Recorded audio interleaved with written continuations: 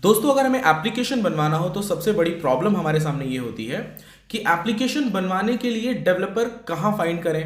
ठीक है। मोस्टली ज़्यादातर हम क्या करते हैं, मोबाइल पे सर्च करते हैं कि हमारे नियर बाय कोई कंपनी है क्या, या फिर हम यूट्यूब पे वीडियोस देखते हैं उससे रिलेटेड, या फिर गूगल पे सर्च करते हैं कि जो आपका आइडिया है उससे रिलेटेड अगर आप एप्लीकेशन बनवाने जा रहे हो तो क्या खर्चा आएगा। ठीक है।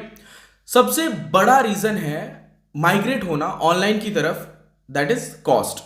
ठीक है। यानी कि अगर आपको एक एप्लीकेशन बनवाना है और अगर आप नियर बाई अगर आपका कोई डेवलपमेंट कंपनी है जो सॉफ्टवेयर डेवलप करके देती है, अगर आप वहां पे जाते हो अपने एप्लीकेशन को डेवलप कराने के लिए, तो वहां जाने के बाद वो जो आपको एस्टिमेटेड कॉस्ट बताते हैं, रफली कॉस्ट जो भी आपको बताते हैं, और सेम चीज़ अगर आप ऑनलाइन पता करते हो, अगर ऑनलाइन डेवलपर फाइंड करते हो, ऑनलाइन अपने प्रोजेक्ट को आउटसोर्स करने की कोशिश करते हो, फ्रीलांसर पे भी आप जा सकते हो, फीवर पे जा सकते हो, आप हमसे कांटेक्ट कर सकते हो, तो वहां पे आपको फर्क क्या दिखता है कि यार ऑनलाइन अगर हम फाइंड करते हैं तो वहां पे कॉस्ट कम रहता है एज कंपेयर जो ऑफलाइन रहता है। ठीक है। ऐसा क्यों होता है, इसका आपको आंसर मैं इसमें दूंगा, और इस वीडियो में आपको मैं ये भी बताऊंगा कि ऑनलाइन एप्लीकेशन डेवलप कराना बढ़िया रहता है या फिर ऑफलाइन। ठीक है। सबसे पहले आते हैं दोस्तों कॉस्ट के ऊपर कि क्यों कॉस्ट ज्यादा होता है और ऑनलाइन में कॉस्ट क्यों कम रहता है। ठीक है।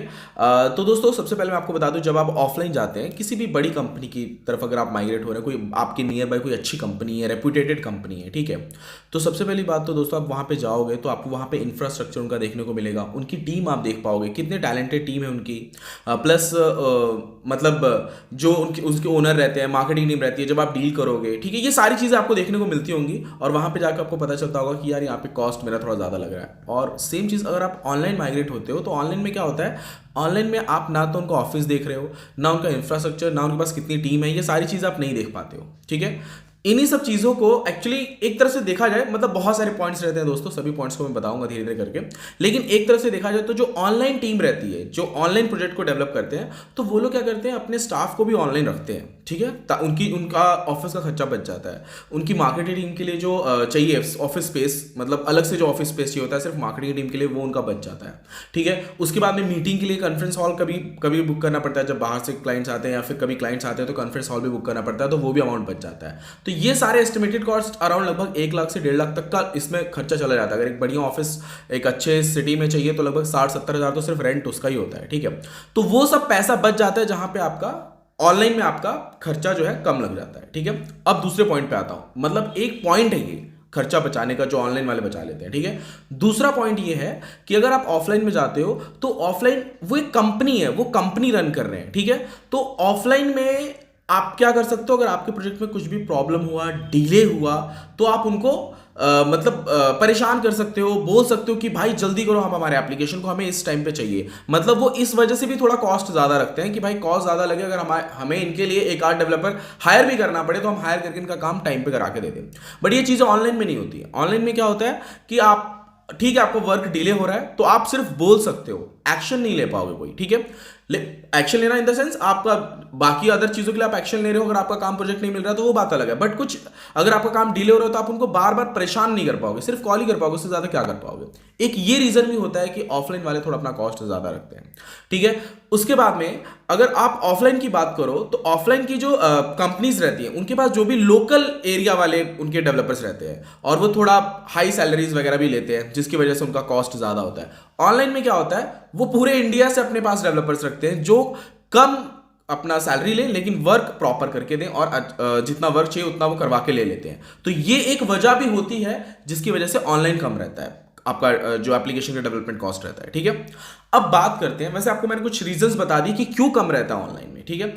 अब बात करते हैं कि क्या आपको ऑनलाइन डेवलप कराना चाहिए और या नहीं कराना चाहिए, आपको सिर्फ नियर बाई आपके जो आपके एप्लीकेशन डेवलपमेंट कंपनी है वहां पर आपको कराना चाहिए। तो इसका आंसर है दोस्तों, अगर आप गूगल पे सर्च करोगे तो आपको पता चल जाएगा कि ज़्यादातर जो कंपनीज हैं उनके पास जो क्लाइंट्स रहते हैं वो इंडिया के नहीं रहते हैं, आउट ऑफ इंडिया के रहते हैं। ठीक है। यूएस, कनाडा, ऑस्ट्रेलिया, इन सब कंट्रीज के ज़्यादा उनके पास क्लाइंट्स रहते हैं, ये सब ऑनलाइन ही रहते हैं। ठीक है। ऑफलाइन वो ज़्यादा प्रोजेक्ट नहीं लेते हैं, वो इसलिए नहीं लेते हैं, ऑफलाइन में अगर वो लेते भी हैं तो कॉस्ट ज़्यादा बता देते हैं या फिर लेते बहुत कम है, क्योंकि वो उनको पता रहता है एक तो इनकी जो रिक्वायरमेंट है वो चेंज होगी बार बार। ठीक है। हाँ, इंडियंस का यही रहता है, वो बार बार अपनी रिक्वायरमेंट चेंज करेंगे, नहीं अब ये नहीं वो ला दो, ये हमारे कंपटीटर में ज़्यादा बढ़ रहा है, इसके अगेंस्ट ये फीचर ला दो, तो ये रहता है। और किचकिच बहुत रहती है पेमेंट के टाइम में, पेमेंट भी टाइम पे नहीं मिल पाता है, इसलिए वो कभी भी ज़्यादा इंडिया के क्लाइंट नहीं पकड़ते हैं जो लोकल रहते हैं, ठीक है। कोई भी कंपनी में देख लो आप, वो ज़्यादातर उनके पास क्लाइंट होंगे आउट ऑफ इंडिया के ही होंगे, ठीक है। हमारी कंपनी में भी हमारे जो क्लाइंट्स है लगभग 35% हमारे आउट ऑफ इंडिया के क्लाइंट हैं, ठीक है। तो ऐसा होता है, तो जब अब सोचो वो बाहर के क्लाइंट ले रहे हैं, यानी कि वो भी तो एक प्रोजेक्ट को, मतलब जो बाहर के कंट्रीज वाले हैं वो अपने प्रोजेक्ट को आउटसोर्स कर रहे हैं इंडिया में, और हम अपने प्रोजेक्ट को अपने ही इंडिया में ना सोच के हम बाहर के फिर लगते हैं डेवलपर्स ढूंढने, ठीक है।